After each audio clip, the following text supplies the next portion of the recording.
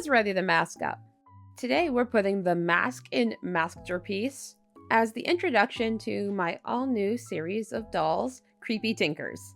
And as the first stop on the Creepy Tinkers train, we are going to make some creepy mask heads, because why have a regular cute BJD head when you can have a face that may haunt your nightmares? I'm focusing on 3 styles of mask for these dolls: a plague doctor, a scream face, and a respirator/gas mask, because every doll needs to breathe or scream. I largely sculpted my masks separately and then placed them onto the dolls' heads. Now, this head base I'm using is a little character I call Maisie. She's adorable, but you can only really see her head in the respirator mask. That's okay though, she still has her cute little ears featured in the rest of these masks. By the way, this ghost mask actually comes from last year's Halloween doll, so, recycling old sculpts is always fun. I'm making these dolls a faceplate system because then you could really just have one doll and switch the faceplates out. And I'm planning on using this for my Teeny Tinker's hourglass body, which is, of course, one of my teeny tiny bodies. I only had to print out the heads because I already had a few bodies laying around that either had heads that I wasn't using, were dolls I wanted to kind of refresh anyways. Now, the peach I had didn't exactly match, so I'm going to have to paint to color match. I have 2 peach bodies and 1 gray body that I had on standby. Like I said, I do have to color match the dolls, so I used a bit of acrylic paint primer and some pan pastels to make sure that the head backs match the bodies. I have a whole video on this channel about color matching resin if you're interested in my process and the method I like the best. Once I made sure that they fit onto the neck securely, I attached the magnets. And I do this using super glue and a little bit of water. And yes, I absolutely did use pony beads in place of O-rings for this. With this faceplate style, I'm not going to need to remove the heads to dress them up, so I didn't mind using something a little gentler and sturdier. Also, it kind of looks like they have rainbow brainstems, which is kind of a vibe.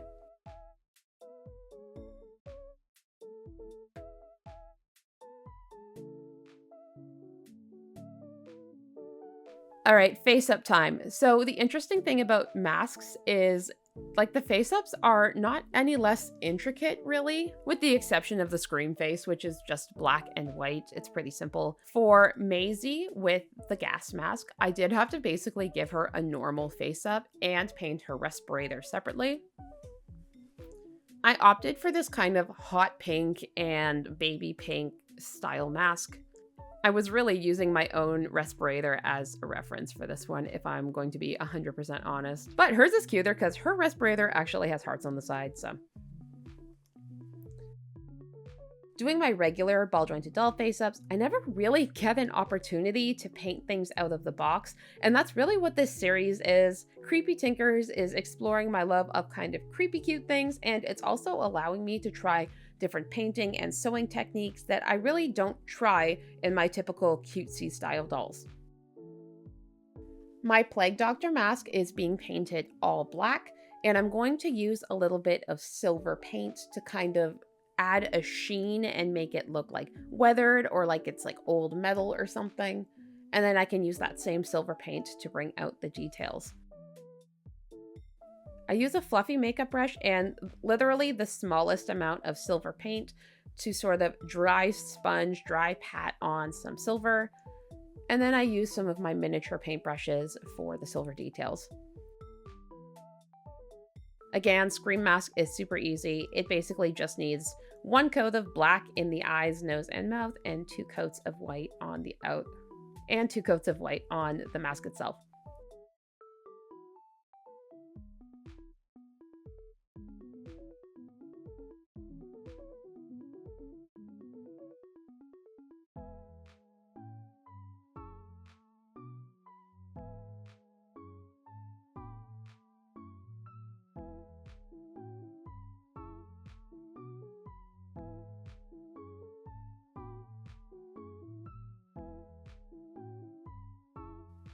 Okay, here's what Maisie is looking like. I made her some little black and white eyes, Plague Doctor, and my Scream mask. Once I've put them on the dolls, they are looking so stinking cute, but we're not done here, obviously. We are going to be completing these dolls. Speaking of super cool custom dolls, I wanted to take a minute and shout out this week's doll of the week. This week's doll of the week comes from Padoodle Pie Dolls. Padoodle Pie has gotten one of my miniature Penelopes, but she also got one of the big Penelopes in my last pre-order. She did a whole customization video about her and has been sharing literally the cutest photos of her over on Instagram, so I definitely needed to shout her out. Thank you so much for sharing Padoodle Pie Dolls. If you would like to be featured for Doll of the Week, make sure to post the pictures on Instagram using hashtag TeenyTinkers and please tag me. As well, you can join my Discord, which is linked down in the description. Everyone line up at the barbershop. It's time for wigs. As always, I do start my wigs off with some cling wrap, and I'm just going to wrap each doll's head, and I secure it in place with some elastic bands. I've almost exclusively switched from doing hot glue wigs to doing the wood glue and nylon method. The wig caps are just so much thinner and better.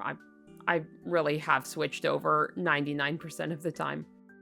I start off with the wig caps because doing it with this method does mean you have to wait about 12 to 24 hours for them to dry enough to complete your wig. I can use that 12 to 24 hours to start sewing outfits because I do have some pretty fun visions in mind for these dolls and I want to make sure I have time to do them. But you don't get to see that part yet because I am fast forwarding to when I actually get to make the wigs. I use an acrylic roving, which is basically like making a yarn wig, but you don't have to brush out the yarn, which is my least favorite part of wig making. So I pretty much exclusively use this stuff. I'm starting off with white for the Plague Doctor's mask, but she's not getting a white wig.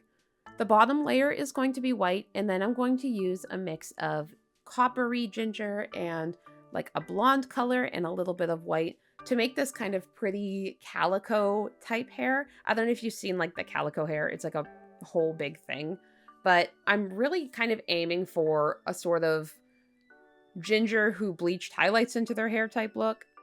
These wig caps are super tiny because these dolls are super tiny, so making the wigs does not take a lot of materials or a lot of time. I only had to do 3 or 4 layers to cover the whole head. My Scream Queen is going to be getting a white wig to match her white face. One thing about acrylic roving, or really any viscose or acrylic material like this, is it can be quite difficult to get hairs that are super long because of the way the fibers pull apart. However, when you're making wigs for like a 1/6 scale doll, the hair is always much longer than you really would need unless you're making Rapunzel, which I definitely am not today. The hairs are also long enough for most of the 1/4 scale wigs I make. I think you'd only start really running into issues if you wanted to make anything longer than shoulder length for a 1/3 scale or an SD size doll. Finally, for Maisie with the respirator Maisie, I don't know. She is getting hot pink to match her super cool hot pink on her respirator. The vibe I'm going for her is kind of like futuristic, like cutesy cyberpunk. I'm not really sure what I would call this. It's kind of like a video game character, I think is what I had in mind for her. I was super tempted to go a more steampunk direction, but I think I'll save that for a different doll in a different video. Once the wigs are dry, I can brush them out and style them, as well as give them a little bit of a haircut. Okay, on to sewing some clothes. Now, I did this while the wig caps were drying, so you can definitely see them in the background in the middle of that mess if you look close enough. But I used an alternative Gale doll, aka a doll on the same body I'm using. My Plague Doctor is getting a baby doll style dress, but I'm making it like a little bit Victorian inspired. This is the first sort of dress I've made like this, but I'm trying to make something with like a front lapel as well as like a high cuff sleeve and a bunch of like lace details. Her dress definitely took the longest of all of the outfits because I did kind of utilize pieces I had already in the other outfits. But my vision for my Plague Doctor was Victorian baby doll, and I actually had nothing even kind of like that. Once I had the dress mostly done, I was able to hand stitch the lapel on, and I also added some acrylic paint, yellow and brown mix, into some hot water so that I could soak the dress, which in turn stained it, because at this point my dress was white and cream and I wanted it to all be sort of a yellowy cream, like an aged looking fabric. I also whipped together some socks and attached them to some bases I had, making some knee-high sock boots. All right, moving along to my Scream outfit. I've decided on sort of a sassy Scream doll, so she's getting kind of an underwear inspired outfit. I know that's like a weird vibe, especially coming from like a Victorian baby doll, but I went for this like bikini bottom and bikini top, or like hot pants maybe, outfit, and it's all black. And I also made these little ankle socks. Afterwards, I give them all cute red details like bows and pom-poms. For my respirator Maisie, I made some white leggings, some pink over-the-knee socks, and a really cute pink tank top. The idea is this whole outfit is going to be pink, black, and white, and I'm going to pair it with this really great rainbow high jacket I have, and some really cute loafers I already had. I add the red details onto the Scream outfit, and I literally just super glued these bows on because I could not be bothered to stitch them. But I added the red on so that it would match the rainbow high jacket, or shadow high jacket, I'm not really sure, that I end up putting this doll in. I did also, off camera, knit her a little black beanie to match the whole outfit, but at this point, putting the finishing details together, and from here, the dolls are pretty much done. I'm super happy with how these came out. Again, I did use rainbow high jackets, but I pretty much made everything else, and I'm very happy with the result. They all have kind of a different vibe, but it was really fun exploring all of the different styles and exploring these kind of creepy cute dolls. I don't even know if I could pick a favorite, to be honest. I think I'm really torn between my Plague Doctor and Maisie. Maisie looks a little more like a doll I would usually make, but she is super duper cute, and then of course the Plague Doctor is amazing as well. I hope you all liked this customization and these new sculpts. I would love to hear which one is your favorite down in the comments. I have more creepy Tinker dolls in the works, so keep an eye out for those. But that's all for now. If you're already subscribed, thanks so much for subscribing. If you're new here, I hope you like the content and consider subscribing. As always, I hope you have a fantastic day. Bye!